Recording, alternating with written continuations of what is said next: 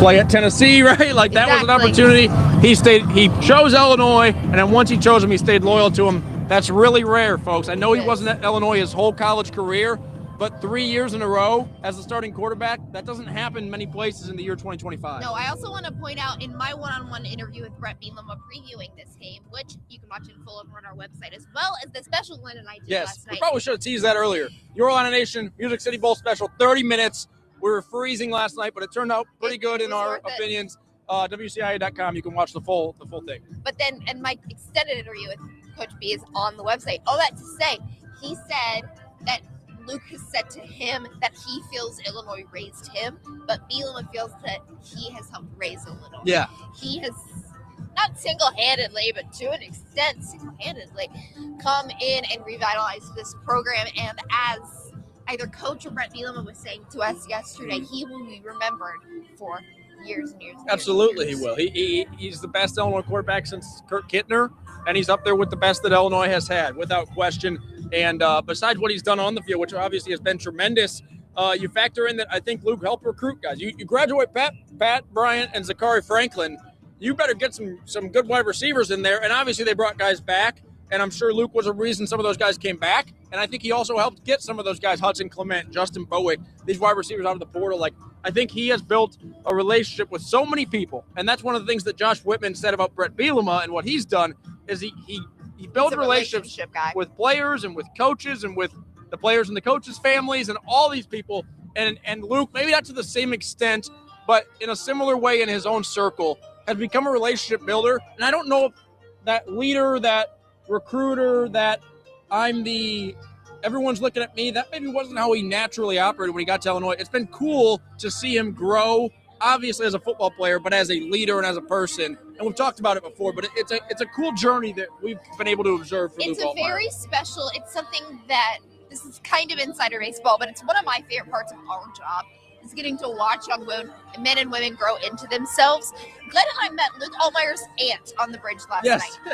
I hope she's watching. You were fabulous. Thank you for so much to talk to us. But she talked to us about how much growth as a person she's seen from him since he was at Ole Miss. And we've had the pleasure of getting to speak to him a couple of times a week throughout the year.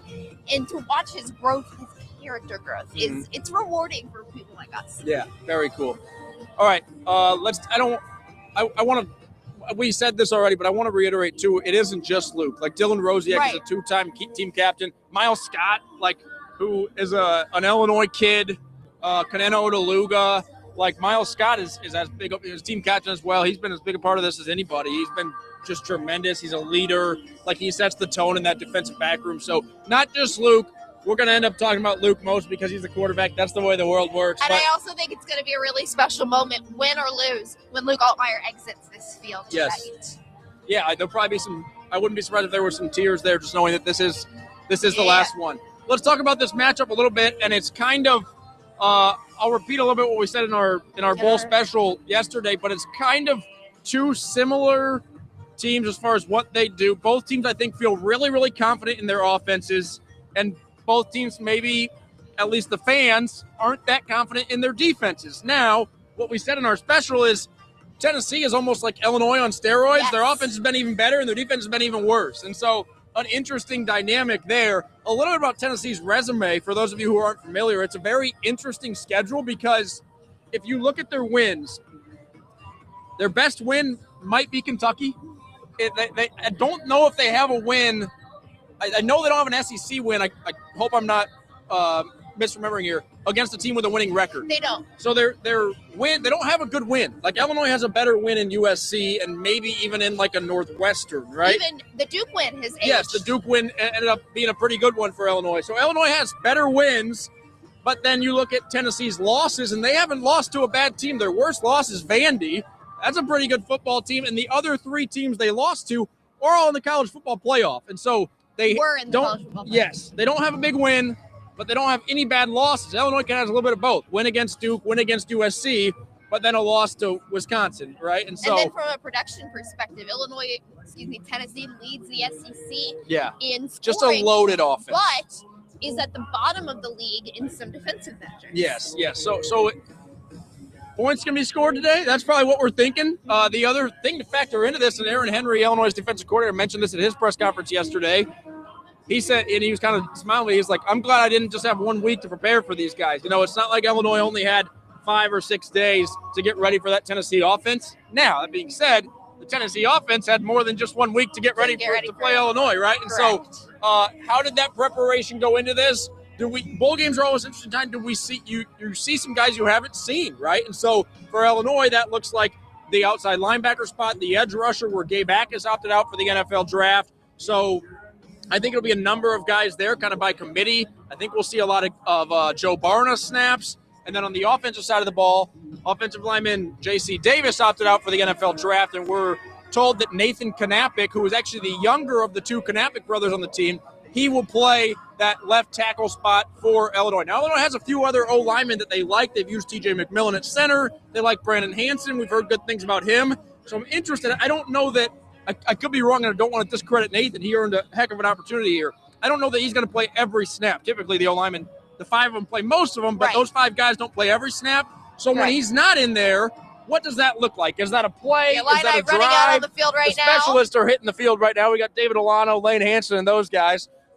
But what does that look like if they give Nathan Knappich or any of those guys a breather, and who subs in there? So, for example, if Knappich comes out, is someone else just going in it for him at left tackle? Or does that mean that a guy like Brandon Henderson is moving and then a Hansen or a McMillan are coming in at guard? So who do we see play on that O-line will be an interesting one. I tell you, though, going back to the defense, I apologize I'm flopping around here, but they got to get some pressure on the quarterback because we know how talented Tennessee's wide receivers are, although another opt-out. Tennessee's leading receiver opted out of the game for the draft.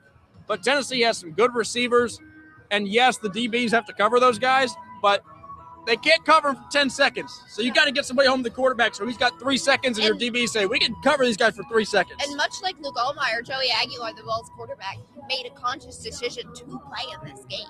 So you've got a juiced up quarterback on the other side that you're wrestling with, who's got an incredibly talented receiving core. Absolutely. We had the great college football trade of the offseason with Nico going to UCLA and Aguilar coming to Tennessee. That feels like hundreds of years ago. But these 2 quarterbacks just kind of strike me as ballers. Yes. Like probably guys who embrace, like, you're going to put up 42, I'm putting up 48. You're putting up 48, I can go for 52. Like guys who probably kind of love that. Not that they don't want their defenses to get stopped, but I think Luke Altmire strikes me, at least at this stage in his career, and I don't know if he was always this way, but a guy where the other team scores and there's 2.5 minutes left, and maybe not externally, but internally he's like smiling a little bit. All right, try me, you know? Yeah. And he's got that swagger about him. We've seen it show up a few times, and sometimes that's when we see him use his legs a little bit, and I think Luke Altmire's running ability is something that can inject energy into this team because he takes off for a 15-yard gain. He waves at the crowd a little bit, and the Illini fans get into it, and I think the O-line feels good about it, and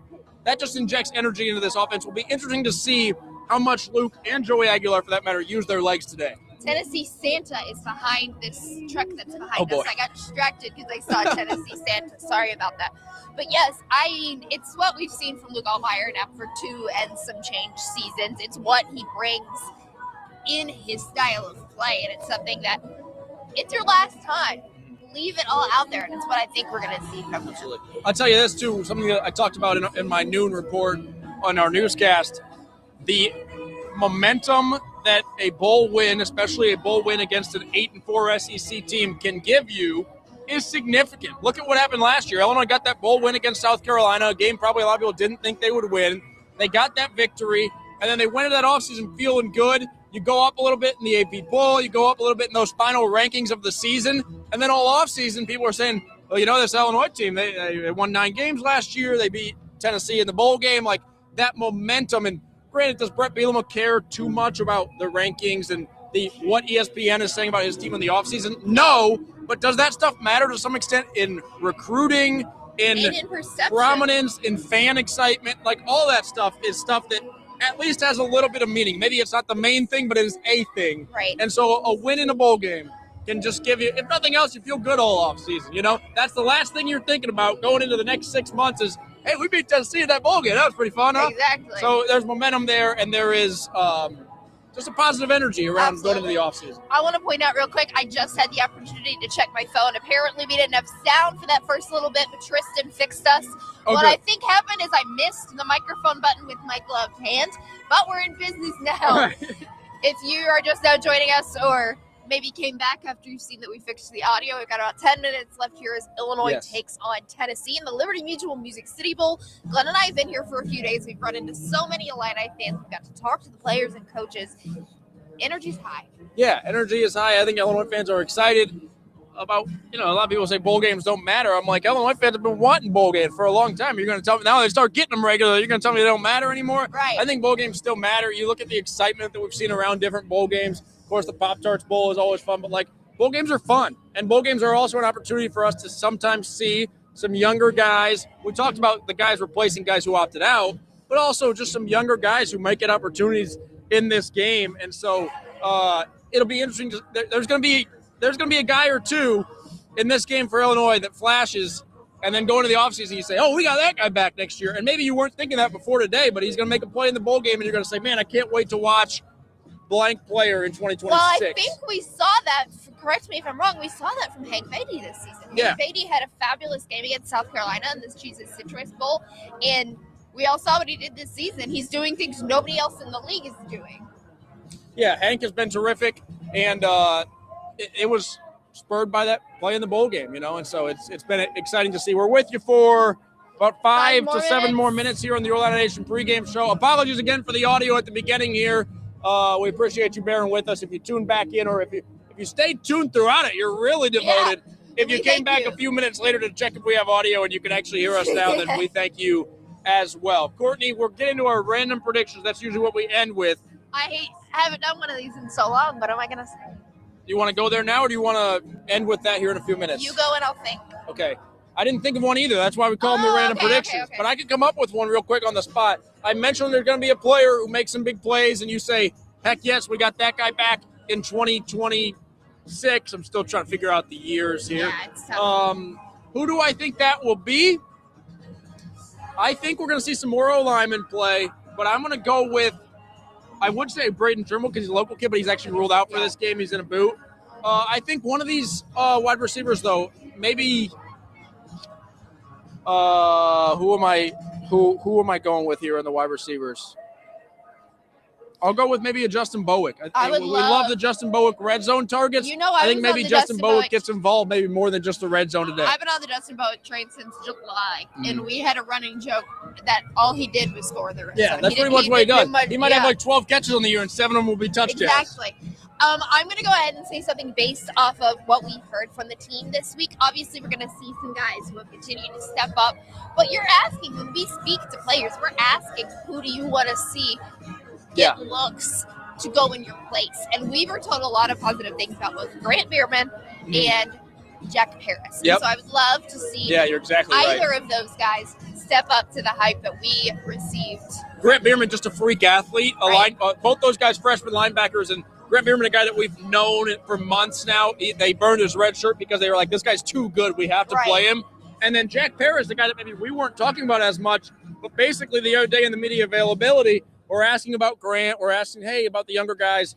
And about 3 different guys that we talked to, 1 coach and 2 players, unprompted said, well, Jack Paris, man, he's a beast. And without hearing each other. Yes, and so those guys brought him up unprompted, which says something that he was the first guy that came to mind. Would love to see those guys make some plays today. I'm also going to say, I don't want to add on a prediction, but I'm going to. No rules on the pregame show. Ashton Hollins. I think Ashton Hollins. Like that. Mario Sanders is in the transfer portal. Right. There's one less guy in that depth of that wide receiver room. I think we saw the Ashton Hollins drive earlier this year where he might only have two or three catches this year, but they were all on the same drive. Yeah. I think Ashton Hollins gets involved in some capacity today. Not saying he's going to have 100 receiving yards, but I think maybe he has 17 of them. But it's a one catch for 17 yards, but it's a really big catch. So we'll see if Ashton Hollins gets involved here. Anything else before we sign off here on the pregame show, Courtney? I think once again, in the age of people maybe trying to not discredit, but maybe make bowl games not as big of a deal, it's been so special to see all of these fans here. Brett Bielema hit the nail on the head yesterday that these games are about making memories. It's about the auxiliary things like going and making cowboy hats and going and apparently Illinois won the hot chicken eating competition. Like, it's those things. And when you're an Illini fan base that hasn't had the luxury of getting to do this, it's really special to be a part of and see. And so I'm just really excited to see what these guys do and leave it all out on the field. I cannot believe this is going to be the last time we see Luke Altmire in orange and blue. Yeah. But knowing what we know about Luke as an athlete and as a person, he will give it all to the fans. I'll say this, too. There's something to be said, and I'm sure this isn't in the pregame game plan. They're locked in on, like, how do we beat Tennessee? But I actually was on an SEC talk show last week, and one thing they were talking about is that kind of the narrative outside of the Big Ten sometimes is, yeah, you guys got Indiana, you got Ohio State, kind of Oregon. You might have the best teams. You might even win some national championships. They won the last two. But the SEC is better middle of the pack. The Big Ten has something to prove in games like this of saying, hey, our second tier of teams, not Ohio State, not Indiana, but our second tier, that Illinois, like those other teams, those teams are good too. And so Northwestern already got a bowl win. Minnesota got a bowl win. Oregon obviously won their first playoff game. Penn State got a bowl win against Clemson.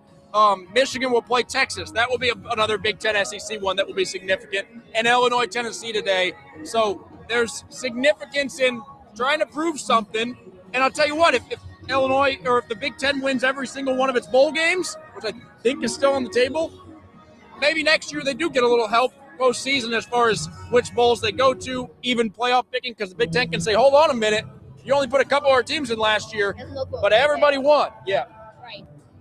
Anything else before we go? No, I don't think so. It should be a fun one, a cold one, but ready to see what this team does. Kickoff, the timer on the scoreboard is 64 minutes and 10 seconds. So you can do the math from there and figure out what time exactly it will kick off. It'll be roughly 4:30, always a few minutes after that. Where is this game airing? Did we ever figure that out? We did not. I got it. But what I can say while you find that is ESPN. I will be back live at the top of our 5 o'clock newscast to break down what's going on in the first quarter or so of this game.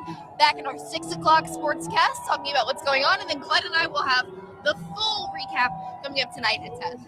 Brett Wheelan's post-game press conference right back here wherever you're watching this live. When he comes to the microphone after this game, we'll bring that to you. Then, like she said, we'll have highlights. We'll have a recap at 10 p.m. We'll have all sorts of stuff on our website and on social media. So follow along there if you're not already. And thank you for watching the Orlando Nation Music City Bowl pregame show. Thanks for dealing with us on the audio issues as well with Courtney.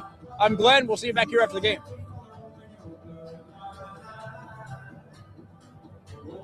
Clear.